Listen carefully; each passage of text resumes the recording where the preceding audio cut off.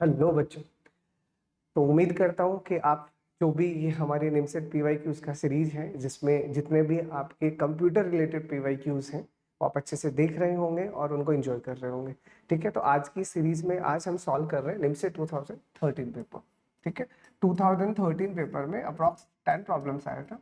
ठीक है, और अगेन सिंपल प्रॉब्लम है। देखो ये कुछ पेपर्स हमारे निमसेट के ऐसे थे तो वो सिंपल प्रॉब्लम्स है, फंडामेंटली आर्किटेक्चर बेस्ड ही है, जहाँ पे बुलियन अलजेब्रा और नंबर सिस्टम का ही वेटेज आता है। कुछ क्वेश्चन आपके जनरल सेंस के जो आप खुद भी कर सकते हो आसानी से ना। तो चलो वन बाय वन करके हम करते हैं सॉल्व। तो सबसे पहले आपसे क्या पूछे, all digital circuits can be realise using only. अगर आपको सारे के सारे सर्किट बनाने हैं तो आप किससे बनाओगे? तो देखिए सारे के सारे सर्किट अगर हमें बनाना है, सारे के सारे सर्किट बनाना है तो वी कैन यूज एक्सऑर, क्योंकि हम पढ़ते वक्त क्या कहते हैं इनको, इनको कहते हैं यूनिवर्सल गेट। यूनिवर्सल गेट कौन कौन से होते हैं अगर आपसे पूछे तो one is the NAND and second is the nor. ठीक है, one is the NAND second is the nor, obvious है ये दोनों के दोनों यूनिवर्सल गेट है। तो मतलब क्या है यूनिवर्सल का? मतलब इन गेट की मदद से आप कुछ भी बना सकते हो, तभी तो यूनिवर्सल है वो। तो हमें यही बोला कि हमें सारे के सारे सर्किट बनाने हैं तो हम क्या करेंगे, कोई भी यूनिवर्सल गेट लो, जो चाहे वो बना लो। तो इसलिए हमारा करेक्ट आंसर यहाँ पे कितना आएगा, ए। अब यूनिवर्सल गेट से आप हाफ एडर बना सकते हो, यूनिवर्सल गेट से आप मल्टीप्लेक्सर बना सकते हो, यूनिवर्सल गेट से आप और बना सकते हो, क्या प्रॉब्लम है? हाँ, तो जो चाहे वो बना लो। तो A is answer. Next one, the Boolean function this is equivalent to, तो बहुत ही सिंपल सा प्रॉब्लम है, क्या है, A plus A bar dot B. तो यहाँ तो कुछ मत करो, आप सिर्फ डिस्ट्रीब्यूटिव लॉ ही लगा दो। तो डिस्ट्रीब्यूटिव लॉ लगाओगे तो ए प्लस ए बार अलग हो जाएगा और ए प्लस बी अलग आ जाएगा। A plus A bar is one, तो क्या बचेगा, only A plus B, and that's a simple answer. कितना सिंपल प्रॉब्लम था ना, simple, apply the distributive and get your answer. तो next, which of the following circuit is used as a memory device. अगर आप memory की बात करनी है तो देखो यहाँ हम मेमोरी बात कर रहे हैं सीपीयू इंटरनल, यानी हम रजिस्टर्स मेमोरी की बात कर रहे हैं नॉर्मली। इसकी बात कर रहे हैं रजिस्टर मेमोरी की। और रजिस्टर किससे बनता है, रजिस्टर इज व्हाट, तो register is the combination of flip flop. अगर आपको 4 बिट का रजिस्टर बनाना है तो एक बिट के लिए हमेशा एक फ्लिप फ्लॉप काम आता है। तो जितने बिट का रजिस्टर उतने फ्लिप फ्लॉप, तो क्या काम आएगा, ऑब्वियस है, तो इसके लिए आपका फ्लिप फ्लॉप ही काम आएगा। तो A is your answer. Next one, convert the hexadecimal number to its octal. अब आपको एक हेक्साडेसिमल नंबर दिया 4 डी और एफ, और इसको किस में बनाने के लिए बोला आपको, ऑक्टल में। तो क्या करो, पहले पहले इसको बाइनरी में बना लो। तो बाइनरी में 4 का कितना आएगा, 0 0 0 1 0 0। डी कितना होता है, तो D is A B C D, तो कितना होता है 10 11 12 और 13।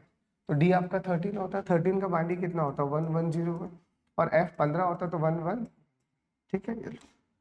अब आपको क्या बोला है, ऑक्टल, तो ऑक्टल में अपन क्या करते हैं, ऑक्टल में हम लोग 3 3 का ग्रुप करते हैं। तो यहाँ पे 3 का ग्रुप हो गया, यहाँ पे 3 का ग्रुप हो गया, यहाँ पे भी 3 का ग्रुप हो गया, और यहाँ पे भी 3 का ग्रुप हो गया। तो ये 3 का ग्रुप क्या बन जाएगा 2, ये कितना बन जाएगा 3, ये कितना बन जाएगा 3, और ये कितना बन जाएगा 7।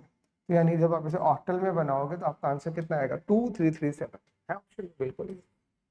तो बी इज योर आंसर। ठीक है, तो कभी भी आपको ऑक्टल से हेक्सा या हेक्सा से ऑक्टल बनाना है तो एज ए मीडिएटर आप बाइनरी लो और ग्रुपिंग करके आप उसे इजीली कन्वर्ट कर सकते हो। नेक्स्ट, आपसे पूछा a tautology is the Boolean formula that is always true, तो which of the following is a tautology. Tautology का मतलब क्या है कि आपका रिजल्ट हमेशा ट्रू आ रहा है, और हमेशा ट्रू आ रहा है मतलब अकॉर्डिंग टू बुलियन अलजेब्रा वो वन है।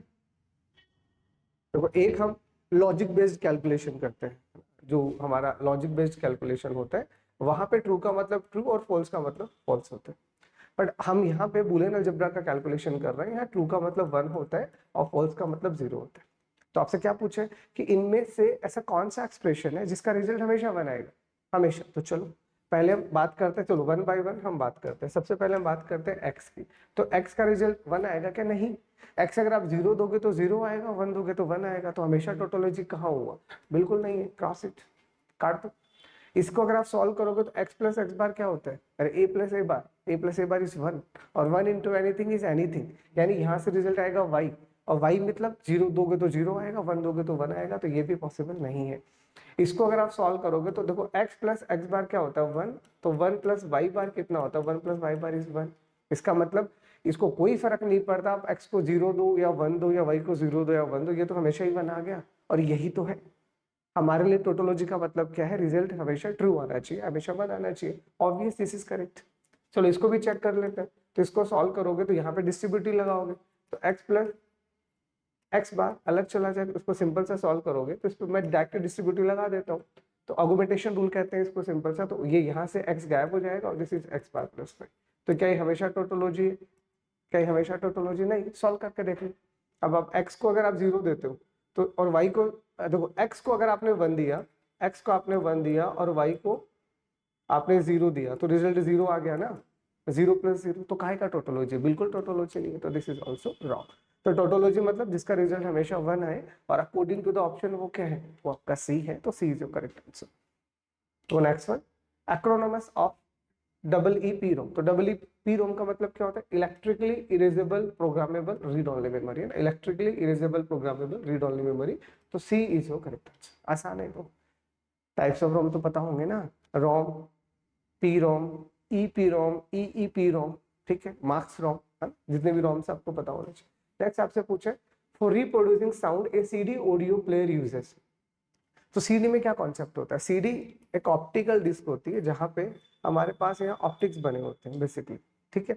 और यहाँ पे अगर आपको कोई भी काम करना होता है तो आप क्या यूज करते हो? लेजर बीम्स का यूज करते हो।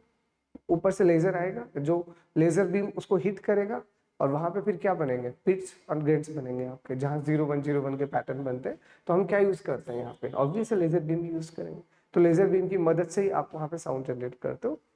साउंड मतलब 01, सीडी के अंदर साउंड का मतलब है डेटा, और डेटा का मतलब है डिजिटल डेटा, जो 01 होगा। तो 01 कैसे बनाओगे? लेजर लोगे, लेजर से स्ट्राइक करोगे, जहां पिट बन जाएगा वो 1 हो जाएगा, जो नहीं बनेगा वो 0, तो 1010 के पैटर्न्स बन जाए। The next one, when we open the internet site we see www, what the meaning of the? तो सिंपल सा www बोले तो वर्ल्ड वाइड वेब है ना, world wide web is this, तो this is the next one, the answer of the operation this. अब आपको एक ऑपरेशन दिया है 10111, एक बाइनरी नंबर है और इसको मल्टीप्लाई आपको करवाया 1110 से, ठीक है। अब कुछ भी नहीं बोला हमें, तो हम इस नंबर को कैसा मानेंगे? हम इसको सिंपल बाइनरी नंबर मानेंगे, सिंपल, क्योंकि कुछ बोला ही नहीं। तो सिंपल बाइनरी नंबर मानोगे तो one way is just convert it, तो कन्वर्ट करोगे तो ये 111 तो आपका 7 आ ही गया, और 1 2 3 4 ये 16 आ जाएगा। तो 16 प्लस 7 कितना आएगा? 23, ठीक है।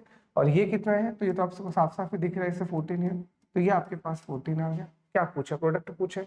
हाँ, तो 23 को 14 से मल्टीप्लाई कर दो, 14 42, 2 और 14 दूनी 28, 28 और 4 32, यानी 322। मतलब जब आप इसका मल्टीप्लाई करोगे तो 322 आएगा। 322 को आपको किस में बनाना है? हेक्सा में बनाना, बना लो। तो 322 को, जो कि एक डेसिमल नंबर है, हेक्सा में बनाना है, डिवाइड विद 60। 16 दूनी 32, तो यहाँ से 2 आएगा, और 16 एकम 16, यहाँ से आपका 4 बचेगा, और ये 1 आपका एज इट इज आ जाएगा। तो इसका मतलब जब कन्वर्ट करोगे तो कितना आएगा? तो दिस इज 142 इन हेक्सा, यही आएगा। तो ऑप्शंस में बिल्कुल है ये 142, तो C is answer. This is the best way. जब भी आपको कोई बड़े बाइनरी नंबर्स दिखे, convert it into decimal. To decimal बचपन से पढ़ते आए हो, आसान है। बाकी चाहते तो हम इसको सीधा भी कर सकते थे, it is up to you, but सीधा करके बाइनरी आता है, उस बाइनरी को आप क्या करते हैं? डेसिमल में बनाते हैं। उस बाइनरी को आप डायरेक्ट हेक्सा में भी बना सकते हो, इट इज अप टू, ठीक है। The next one, the minimum number of bits to represent an character for ASCII code. तो देखो, आस्की कोड की अगर आप बात करते हो तो आस्की कोड कितना होता है? 7 बिट भी होता है और 8 बिट भी होता है। 7 बिट में हम सारे के सारे कैरेक्टर्स लिख सकते हैं, 8 बिट आपका एक्सटेंडेड आस्की है।